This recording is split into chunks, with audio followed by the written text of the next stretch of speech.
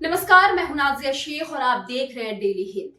इस वक्त middle east से जो तस्वीर सामने आ रही है वो सिर्फ मिसाइलों और बम धमाकों की नहीं है, बल्कि दावों, इनकारों और सच्चाई की तलाश की भी है। क्योंकि 28 फरवरी को जब इजराइल और संयुक्त राज्य अमेरिका की ओर से ईरान पर पूर्वव्यापी हमले की पुष्टि की गई और उसके बाद तेहरान में धमाकों की आवाजें गूंजी, तब किसी ने ये नहीं सोचा था कि सबसे बड़ा सवाल मिसाइलों से नहीं बल्कि एक व्यक्ति की जिंदगी और मौत से जुड़ा होगा। और वो व्यक्ति है आयतुल्लाह अली खामेनी।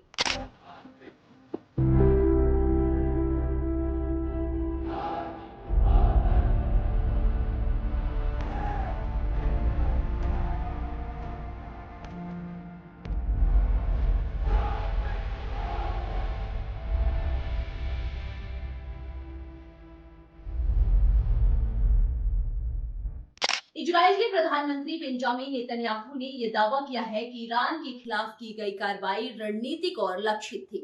और कुछ रिपोर्ट्स में यह संकेत भी दिया गया है कि सर्वोच्च नेता के परिसर को निशाना बनाया गया। הבוקר במתקפת פתע עוצמתית השמדנו בלב טהרן את המתחם של הרודן חמינאי. במשך 3.5 עשורים רודן אכזר זה שלח טרור לרחבי העולם, אמלל את עמו ושקד כל הזמן, בלי הרף, על התוכנית להשמדת ישראל. התוכנית הזאת איננה, ורבים הסימנים שגם הרודן הזה איננו. जिसके बाद सोशल मीडिया पर यह आग जंगल की आग की तरह फैल गई कि खामेनी अब जिंदा नहीं रहे। वहीं अमेरिका के पूर्व राष्ट्रपति डोनाल्ड ट्रंप ने भी सख्त लहजे में बयान देते हुए ईरान के सैन्य ढांचे को पूरी तरह खत्म करने की बात कही, जिसे यह अटकलें और तेज हो गई कि शायद इस हमले में बहुत बड़ा नुकसान हुआ है। लेकिन कहानी यहीं पर एक बड़ा मोड़ लेती है, क्योंकि जहां इजरायली मीडिया में यह कयास लगाए जा रहे थे कि हमले में खामेनी को निशाना बनाया गया और संभवतः उनकी मौत हो गई, वहीं दूसरी ओर ईरान के विदेश मंत्री अब्बास अरगाची ने एक इंटरव्यू में साफ शब्दों में कहा है कि जहां तक उन्हें जानकारी है सर्वोच्च नेता सुरक्षित और जिंदा है और ईरान के अन्य वरिष्ठ अधिकारी भी सुरक्षित है। यानी कि एक तरफ मौत की खबरें और दूसरी तरफ आधिकारिक इनकार, और यहीं से शुरू होता है सबसे बड़ा सस्पेंस। सुबह से खबरें चल रही थी कि खामेनी साहब का जनाजा निकाला जा रहा है। कुछ वीडियो क्लिप्स में लोगों की भीड़ भी दिखाई दी, तो कुछ जगहों पर यह दावा भी किया गया है कि वह उनका अंतिम संस्कार है। लेकिन 9 घंटे से ज्यादा समय बीत जाने के बावजूद न तो कोई आधिकारिक तस्वीर सामने आई और न ही कोई स्वतंत्र अंतर्राष्ट्रीय पुष्टि हुई और न ही ऐसा कोई स्पष्ट दृश्य सामने आया जिससे यह पक्का कहा जा सके कि वह जनाजा वास्तव में किसका था। और यहीं पर सबसे बड़ा सवाल खड़ा होता है कि अगर खामेनी जिंदा है तो फिर वो जनाजा किसका था, और अगर नहीं है तो फिर पुष्टि में इतनी देरी क्यों हो रही है। जंग के समय सिर्फ गोलियों और मिसाइलों की लड़ाई नहीं होती, बल्कि सूचनाओं की भी लड़ाई होती है और कई बार मनोवैज्ञानिक दबाव बनाने के लिए खबरों को तेजी से फैलाया जाता है।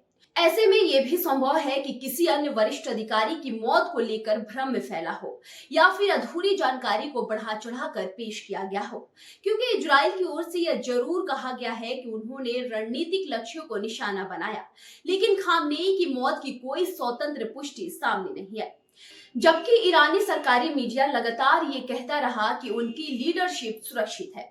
और इसी बीच ईरान की जवाबी कार्रवाई ने हालात को और भी ज्यादा विस्फोटक बना दिया, क्योंकि रिपोर्ट्स के अनुसार इजराइल की ओर बैलिस्टिक मिसाइलें और ड्रोन दागे गए और खाड़ी क्षेत्र में अमेरिकी सैन्य ठिकाने को भी निशाना बनाया गया, जिसके बाद अमेरिकी सेंट्रल कमांड ने यह दावा किया कि उनके अधिकांश सिस्टम ने हमलों को रोक लिया और नुकसान सीमित रहा। लेकिन जमीनी हकीकत क्या है यह अभी भी पूरी तरह स्पष्ट नहीं है, क्योंकि हर देश अपने पक्ष को मजबूत दिखाने की कोशिश कर रहा है। नेतन्याहू ने ईरान की जनता को संबोधित करते हुए यह भी कहा है कि यह उनके लिए बदलाव का एक मौका है और उन्हें शासन के खिलाफ उठ खड़ा होना चाहिए, जबकि ईरान ने इसे बाहरी हस्तक्षेप और उकसावे की राजनीति बताया। और इन सब के बीच आम लोग सिर्फ एक सवाल पूछ रहे हैं कि क्या सच है, क्योंकि अगर खामेनी जिंदा है तो उन्हें सामने आकर दुनिया को ये दिखाना चाहिए कि वो सुरक्षित है, और अगर वो नहीं है तो फिर आधिकारिक घोषणा में इतनी देर क्यों है। और सबसे अहम बात यह है कि जिस जनाजे को खामेनी साहब का बताया जा रहा था वो आखिर किसका था। यह संघर्ष अब सिर्फ 3 देशों तक सीमित नहीं दिख रहा, बल्कि इसके असर पूरे क्षेत्र और वैश्विक राजनीतिक पर भी पड़ सकता है। तेल बाजार से लेकर कूटनीतिक समीकरण तक सब कुछ बदल सकता है। लेकिन इसका सबसे बड़ा सस्पेंस एक ये भी है कि क्या दुनिया एक ऐतिहासिक मोड़ की गवाह बन रही है या फिर यह एक सूचना युद्ध का हिस्सा है। लेकिन वहीं अगर दूसरी तरफ बात करें तो ये भी संभव है कि सुरक्षा कारणों से उनकी लोकेशन और स्थिति को सार्वजनिक नहीं किया जा रहा हो, क्योंकि जंग के समय सर्वोच्च नेतृत्व की सुरक्षा सर्वोपरि होती है। लेकिन उसी समय ये भी सच है कि इतने बड़े स्तर पर फैली मौत की खबरों के बीच एक स्पष्ट बयान या दृश्य प्रमाण न आना सवालों को और भी गहरा कर देता है। और यही वजह है कि दुनिया भर के विश्लेषक यह कह रहे हैं कि इस जंग में असली लड़ाई सिर्फ जमीन और आसमान में नहीं, बल्कि सूचना और धारणा के स्तर पर भी लड़ी जा रही है।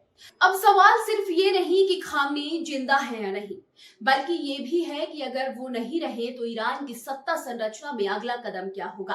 क्या तुरंत उत्तराधिकारी की घोषणा होगी? क्या सत्ता का संतुलन बदलेगा? और अगर वो जिंदा है तो क्या यह पूरा विवाद रणनीतिक चुप्पी का हिस्सा है, ताकि विरोध पक्ष असमंजस में रहे और इसी असमंजस के बीच वो जनाजा फिर से चर्चा का केंद्र बन जाता है। क्योंकि जब तक यह साफ नहीं होता है कि वो जनाजा किसका था, तब तक यह रहस्य बना रहेगा। इस पूरे घटनाक्रम ने न सिर्फ मिडिल ईस्ट बल्कि वैश्विक राजनीतिक को भी हिला दिया है। तेल बाजारों में उतार चढ़ाव देखा जा रहा है, कूटनीतिक बयानबाजी तेज हो रही है और संयुक्त राष्ट्र से लेकर यूरोपीय देशों तक हर जगह चिंता व्यक्त की जा रही है कि कहीं यह टकराव व्यापक क्षेत्रीय युद्ध में ना बदल जाए। लेकिन इन सबके बीच सबसे बड़ा सस्पेंस अब भी वही है कि क्या खामनेई जिंदा है, और अगर जिंदा है तो वह जनाजा किसका था। जब तक कोई निर्विवादित स्वतंत्र और प्रत्यक्ष प्रमाण सामने नहीं आता है, तब तक यह कहानी सवालों के घेरे में ही रहेगी। और शायद यही इस समय की सबसे बड़ी सच्चाई है कि जंग के धुएं में सिर्फ इमारतें ही नहीं, बल्कि सच भी धुंधला हो जाता है। और ऐसे में हर खबर को परखना, हर दावे को जांचना और हर दृश्य को समझना जरूरी हो जाता है। आप क्या सोचते हैं? अपनी राय कमेंट बॉक्स में जरूर बताएं। अभी के लिए इतना ही। ऐसी और जानकारी के साथ फिर जुड़ूंगी आपसे। तब तक के लिए बने रहें और देखते रहें डेली हिंद। धन्यवाद।